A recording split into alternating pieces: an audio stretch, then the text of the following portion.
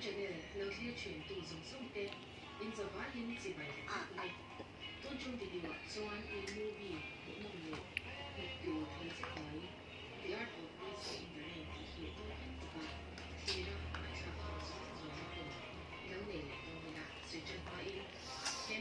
bậc khu mày enemy cấp bậc khu mày enemy Hey, bete hey.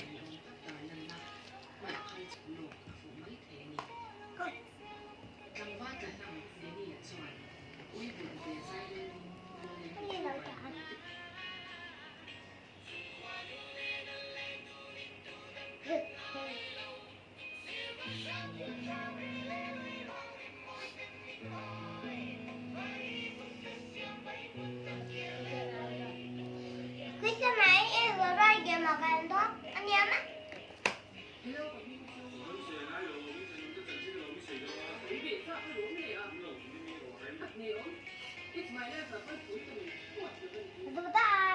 Chị bay càng tốt.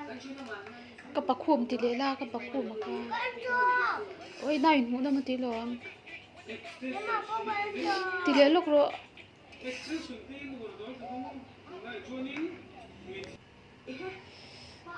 cấp bậc khu mà nên lệ đồn cấp bậc khu mà Hindu em mà nè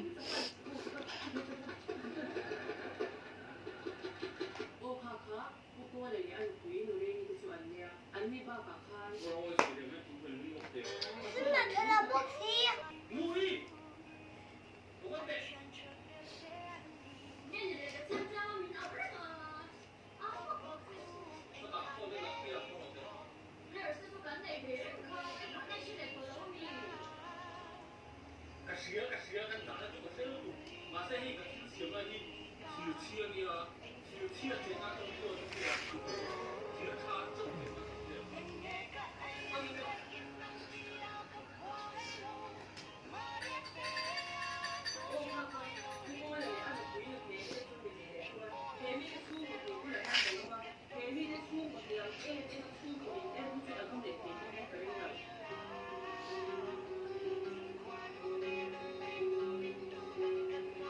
cấp bậc khu